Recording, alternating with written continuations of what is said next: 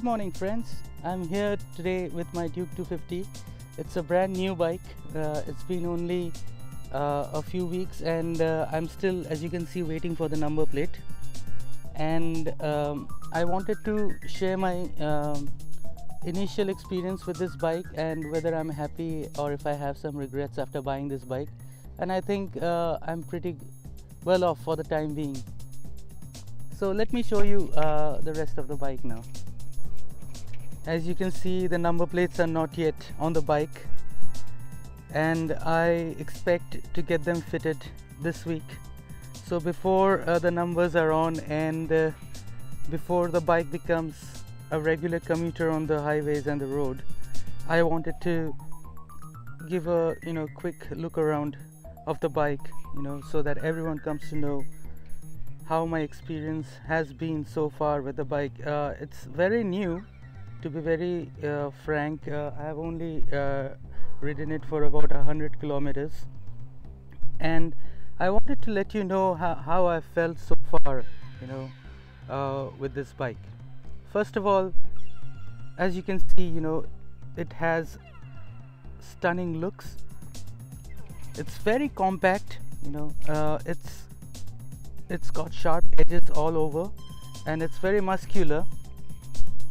Right now it's a bit dirty, so it will not be as shiny as it should have been for the perfect video.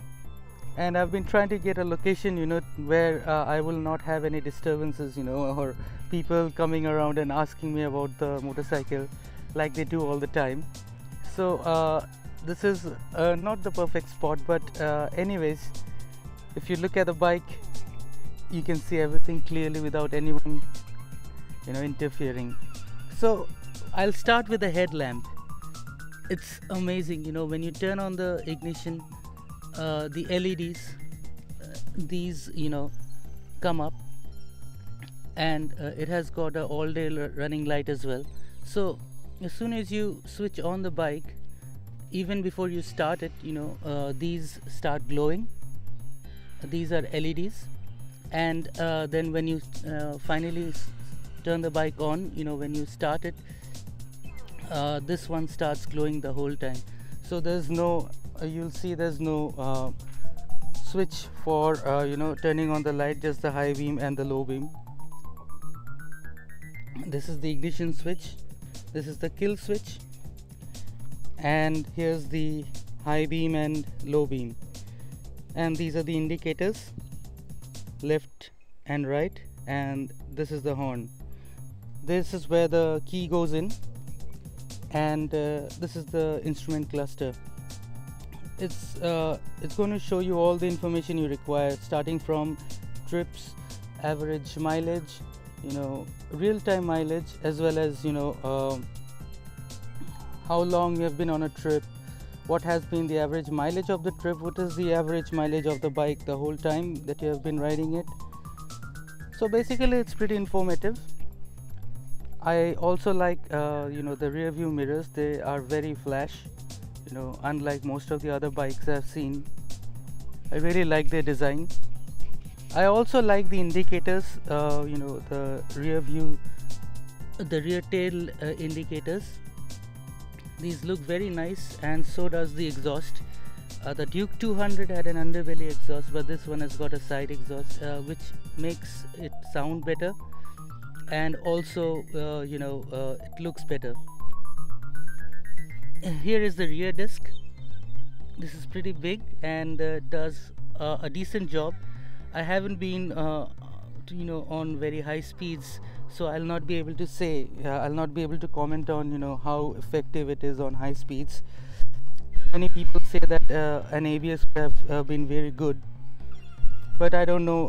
At low speeds it does the job perfectly, and I was actually looking for a city bike, so I'm happy with it. This is the front brake, the front disc, and it's pretty huge, and again I'm happy with it. No worries about it. The brake pads do a decent job. Apart from that, you also have a radiator fan in front to keep the engine cool. Actually, you know, in city roads it heats up quite a bit, so if you're traveling in bumper to bumper traffic, even in you know, the roads inside the alleys and stuff, you know, the radiator fan does come up very quickly, but that is okay. I have no problems with it. The main reason why I wanted to go for a Duke 250 was because of its compact design, its looks, you know, the power it delivers being a 250 bike, a 250cc bike, and of course the price at which it comes. And KTM is an Austrian company, and I really feel that, you know, apart from a few minor bits and pieces here and there, the bike is very nicely done. You know, the finishing is very good. I know, you know, if you look closely, you will see that these weldings could have been done better, but I have no issues with it. You know, you have to be very critical, and you know, to notice these things you have to, you know, think about, you know, if you want more perfection, you know, then you know, would have to pay more. I think so. And apart from that, that's pretty, you know, decent. The pickup is very nice, it accelerates very well, it's got very good balance.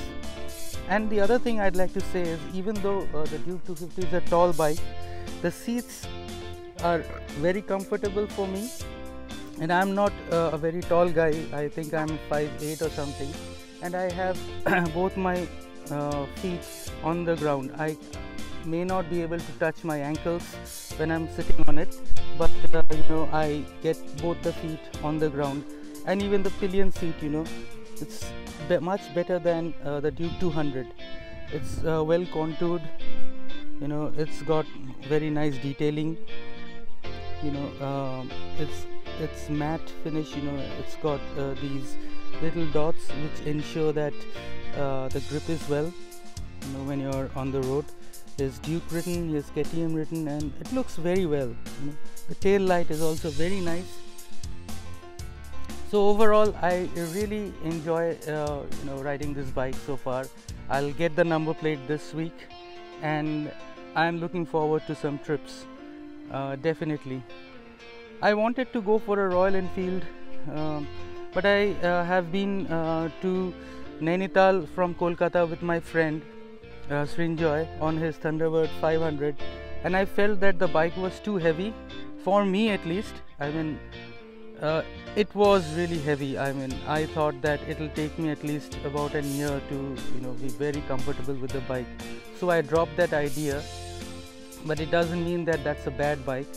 The other thing I like about KTM over a Royal Enfield is, you know, it feels very light.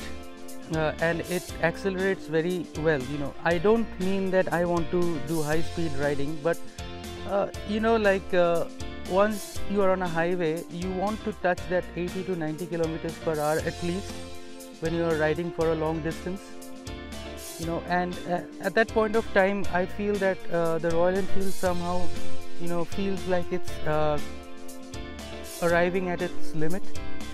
So that is the main reason why it often feels a bit uncomfortable on the Royal Enfield when riding at high speeds. The vibrations are very high, above 80 and 90 kilometers per hour. It can do over 100 kilometers for sure with the right tuning, but the vibrations will still stay.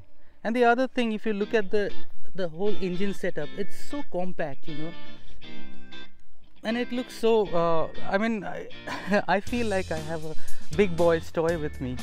And from the reviews and the experience of other users, I haven't seen KTMs go bad, you know, after a short while, unless you are not taking care of it. This is a good bike for the city. It's a good bike for the highways. The Duke 390 will be a better choice if you are doing long rides all the time, but for me, you know, I'll be traveling to office every day. The Duke 250 is great for that in the city. And also, you know, if I want to take it for long rides once in a while, then it'll do the job. I can get the saddlebags fitted over here.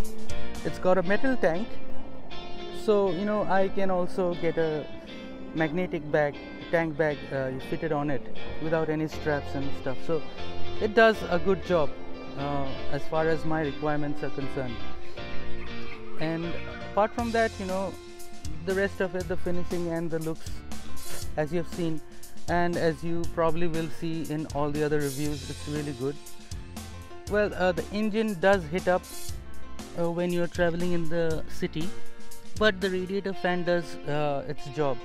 The only advice I'd say is, if you feel that the engine is heating up too much, you know, it's better to put the bike in neutral and wait for a while, but don't switch off the engine, because the fan, as soon as you switch it off, the fan stops working, and then the engine will not be cool. So instead, you know, have the bike on neutral, let the fan run and cool it down, and then again start. But once you're on the highway, it cools down very fast. So I'd say it's that's it for the day today. And as I said, I'll be taking my bike for long rides after I get every thing sorted out as far as the number plate and the papers go, and then I'll share my other experiences with you very soon. Thank you for watching, and keep a watch on my channel for more news on Duke 250 and my rides. Bye.